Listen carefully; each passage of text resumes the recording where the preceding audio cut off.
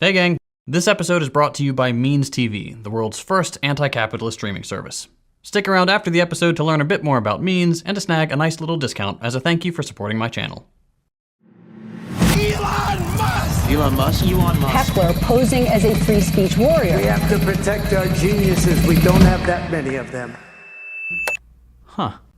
Yeah, Elon's kind of a weird little guy, isn't he? If you only kinda kept tabs on him a decade ago, you knew he had this reputation as a Silicon Valley internet super genius. A slightly awkward guy who was focusing on decent things like solar panels, electric cars, and online banking. Not great vibes, sure, but on the whole, harmless. You're a supervillain. Over the last few years, though, a lot of people have noticed that he's morphed into what looks like a whole new guy. A guy who tweets over 60 times a day, but wants us to believe he's well-adjusted and that being the CEO of 3 companies is hard. A red-pilled, incel, alt-right, men's rights advocate weirdo, somehow running one of the internet's 3 websites, aggressively boosting racist conspiracy theories, and maybe even getting tapped for a high-level government job. And Elon, because he's not very busy, has agreed to head that task force. And that shift has got a lot of people confused. Is anyone else wondering what happened here? It's highly unusual. I find it really off-putting. Completely different from anything we've seen before. I could have never predicted this political transformation. I actually never got to the bottom of that, and I don't think anyone has. And it's not hard to see why, right? Over the years, Musk has pitched himself as everything from a progressive on climate policy to an independent, politically moderate humanitarian to a centrist who believes an anti-civilizational woke mind virus is a real thing, and most recently, as one of the most prominent bankrollers of the far right. But if this is confusing for some people, for others, there's a simple explanation behind Musk's hard right turn. It's the insane amount of time he spends on Twitter, or the pandemic, or his daughter's transition, or a pro-LGBT law in California, or that time everyone found out he assaulted a flight attendant, or how he just keeps getting divorced and then loner posting. If you start searching through the last few years of headlines, there's about a dozen theories trying to explain how Musk suddenly became this guy. But I think they might all be wrong. I actually don't think there was a radicalization moment for Musk. No, I think everything coming out of his mouth today is a direct result of an ideology he embraced well over 20 years ago. In fact, if we rewind a few decades, we might actually get a concrete explanation for what's behind all of Silicon Valley following Musk into crypto-fascist land. We need to talk about Silicon Valley's politics.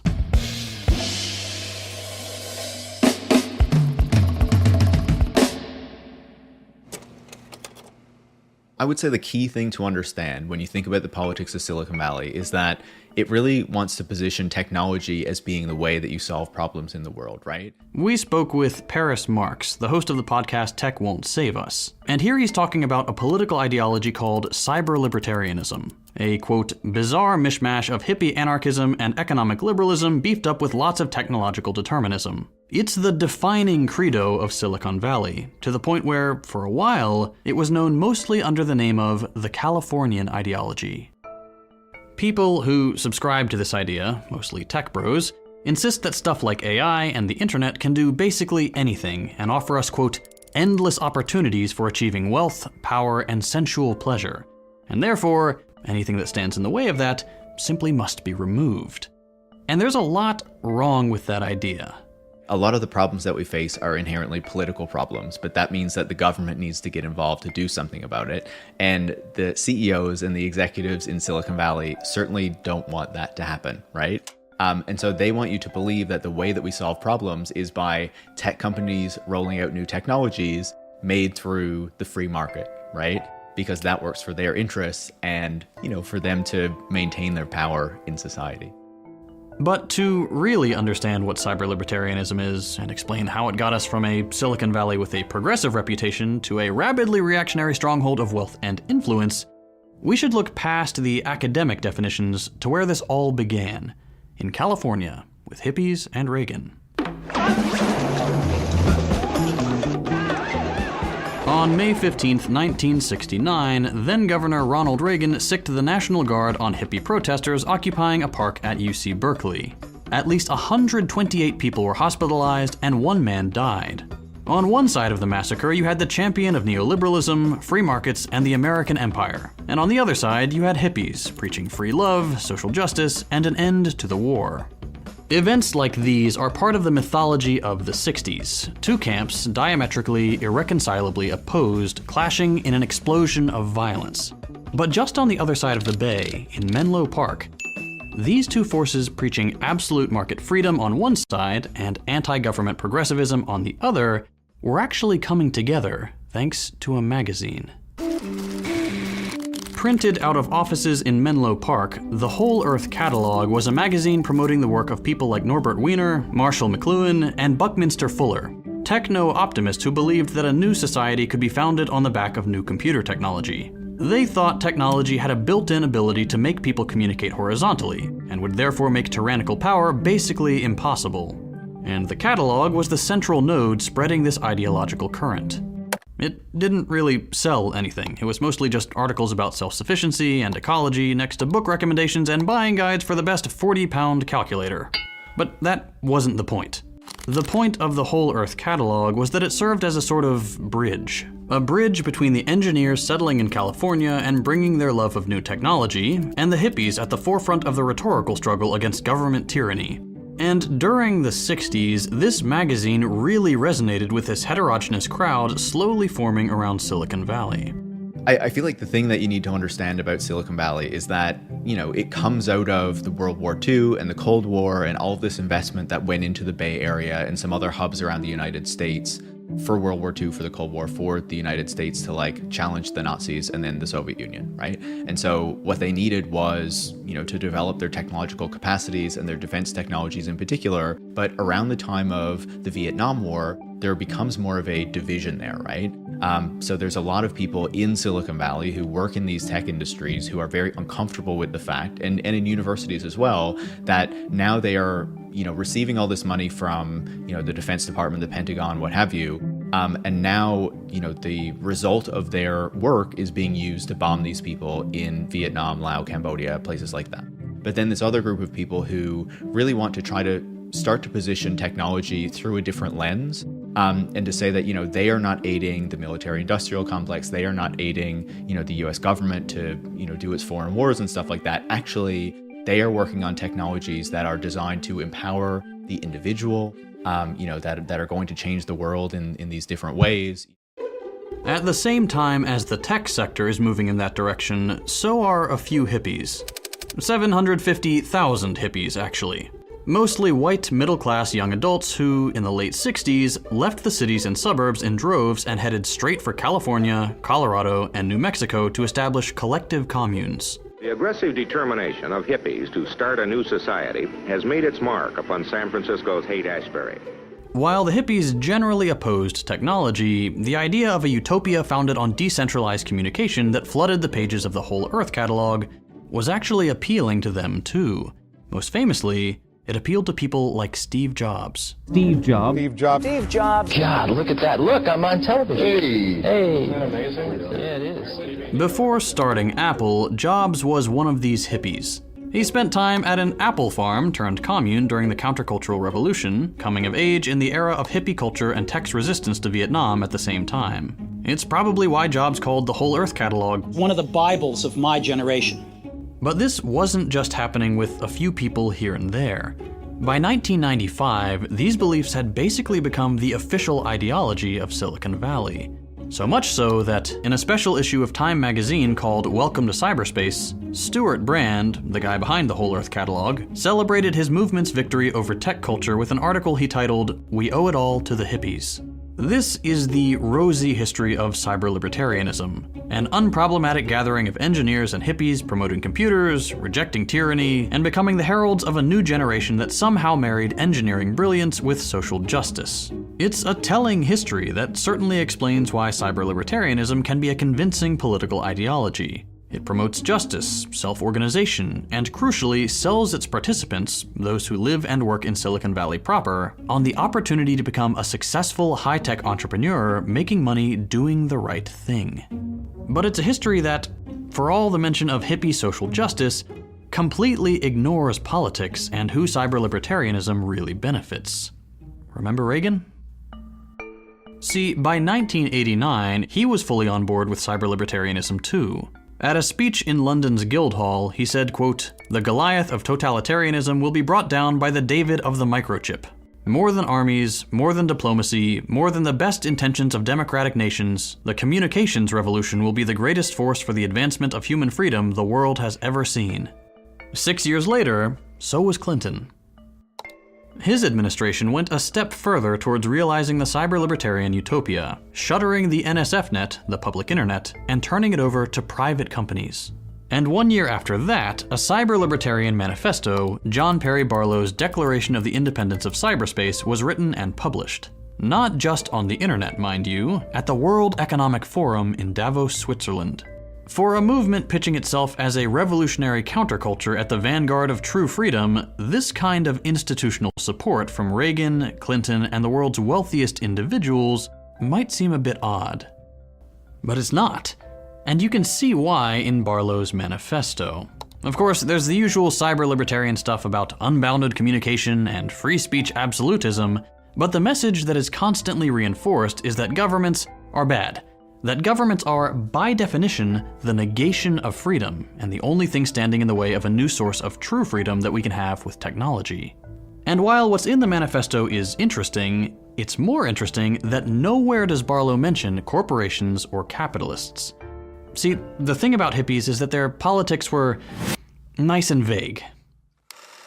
Unlike the New Left, which was actively involved in political organization and explicitly socialist, hippie ideology preached the values of social justice without actually confronting the core of racial, imperial capitalism head-on. They sort of just hoped to do away with politics entirely and papered over race and class differences rather than integrating them into their vision of justice. What you were left with was a semi-political ideology that advocated individual pleasure and an abstract anti-government message without many more details than that.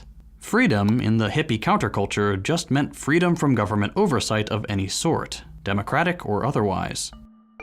And this really appealed to cyber-libertarians who were looking for a way to reject government tyranny, but still keep the privileges they got from their comfortable status in the capitalist hierarchy. And it clicked perfectly with Reagan's rabidly anti-government rhetoric. Coming at it from this different angle, though, this hippie technology thing, could give Reagan's policy of gutting welfare and making his rich buddies richer a progressive coat of paint. While cyber-libertarianism could adopt the aesthetics of rebellious progressivism thanks to the hippies, it could also, without ideological contradiction, be completely compatible with the neoliberal definition of freedom, the idea that coercion is something only the state can do. Neoliberals could look progressive, and tech companies could get the government's support with neither side needing to compromise on any of their principles thanks to the idea that technology was a magical fix for any political problem. And the effect of this harmony between a vague definition of freedom but radical aesthetics is that it takes perfectly reasonable progressives, who would otherwise be completely opposed to neoliberal market reforms and the dismantling of useful public government services, and tricks them into embracing neoliberal politics by dressing it up in the language of digital freedom. But the thing is that all of this is bullshit. Neoliberalism and its cyber-libertarian variant has never been about getting rid of government, just twisting it to suit corporate purposes. It's never been about promoting freedom and free speech, just equating free speech with corporate power to protect capitalists from democratic scrutiny. It's never been about getting rid of government services in the public interest, just ridding capitalists of the responsibility to pay the taxes that make them possible. And no place is more emblematic of these truths than Silicon Valley. Elon Musk rails about the evils of government, but is very much looking forward to taking on a leading role in it under Trump, and regularly accepts billions in government subsidies. Google's leadership revolves in and out of government roles in organizations like the NSA. ARPANET, the foundation of the modern internet, was an entirely government and public research, university-run project for years before being sold for parts. The US government pours billions of dollars into buying planes, missiles, electronics, and nuclear bombs from Californian companies, and all the infrastructure that makes Californian society possible had to be created by state projects. There is no internet without state quote-unquote intervention, and digital space can never be divorced from physical space. The rhetorical divide is just tech billionaires trying to carve out areas where they can be as tyrannical as they want to be. Musk preaches free speech from every rooftop, but since he's taken over Twitter, he's had his engineers boost his own tweets by a factor of 1,000, complied with more government censorship requests than Twitter used to, launched defamation lawsuits against those whose speech casts him in a negative light, arbitrarily suspended left-wing users and journalist Twitter accounts, and throttled links to news sites he doesn't like the New York Times. They don't actually care about free speech. Let's be very clear, from the start about that. What they are interested in is ensuring that people on the right and people on the far right, people who have very bigoted opinions, people who are very clear racists, can say whatever they want and will not feel any degree of pushback or consequences for that. Under the cover of decentralized networks and open source tech, cyber libertarians like Elon Musk paper over the fact that their wealth, connections, power, and control over our lives completely dwarf the small amount of power any one of us has. Creating these online spaces without democratic oversight is an opportunity to disguise their power trip as free speech, and it's always been intended as such. In the Cyphernomicon, another one of these cyber-libertarian founding texts, Timothy May doesn't mince words about this. Cyber-libertarians are explicitly anti-democratic. They want a space where they make the rules and can wield their privilege however they want. And what they want is to keep their power, and the best way to do that is to keep insisting that they are the true defenders of freedom and distract from all the awful problems we know come from tech billionaires. Instead, they'll now pin the blame for all society's ills on those without power. Elon is fully obsessed with the white nationalist declining birth rates in the West thing, and by all accounts has turned Twitter into an unusable Nazi safe space. He is one of the loudest voices against immigration and a huge fan of all the associated racist dog whistles. This racism, too, has been part of cyber-libertarian thought since the beginning. I was talking about how, it's not a new industry. It emerges from World War II and the Cold War, but there was the foundations of it long before that in the Bay Area. Stanford University, its first president was a eugenicist, a very prominent one. And these ideas have been promoted at Stanford University for a very long time, and it was one of the hotbeds of eugenic thought, for years. And within the tech industry, with this engineering mindset that they have, these sorts of ideas are not completely uncommon, I would say, to put it charitably. Again, in the Cyphernomicon, May asks if the cyber-libertarian vision for the internet will help racists, and he's pretty enthusiastically cheering on the idea that yes, it would. The Aryan nation in Germany could use a privatized, deregulated, decentralized internet to organize. For May, these are just a group with different beliefs from the local majority, and so reducing democratic oversight of their genocidal ideology is the same thing as freedom. Cyber-libertarians don't think historical baggage matters, but it is a fact that wealth and privilege accumulate. Racism and sexism are built into our societies and institutions. We can fight that, politically, but that would involve democratic processes and the government. And anything that makes those things more legitimate is a threat to tech billionaires. Basically what we see right now is the tech industry trying to cement its power, trying to make sure that it won't be held to account as it increasingly tries to breach labor regulations, breach environmental regulations, and things like that. But also to make sure that they won't be effectively taxed, right? And that is a big part of the reason why they're not just embracing the Republican Party, but right-wing and extreme right-wing parties around the world, because they want to evade the type of regulation, the type of antitrust and competition scrutiny that, say, the Democratic Party or more centrist and progressive parties around the world are, threatening the tech industry with or even moving forward with. If your only political beliefs are that technology can solve problems on its own, that democracy is a sham, and that disruption is always inevitably good, you very easily fall into a horrible place. A place where wealth and power and privilege consolidate, where democratic power is hamstringed, and the bigoted club of a few self-important tech billionaires takes the reins. If your only definition of freedom is, I can do what I want, and not society should be a place where we look out for each other so we can all thrive, you get little tech kings running the show for them and their powerful, racist friends, convincing you that because they can do whatever they want, it means that you can too. But that's not how it works. Their freedom doesn't trickle down.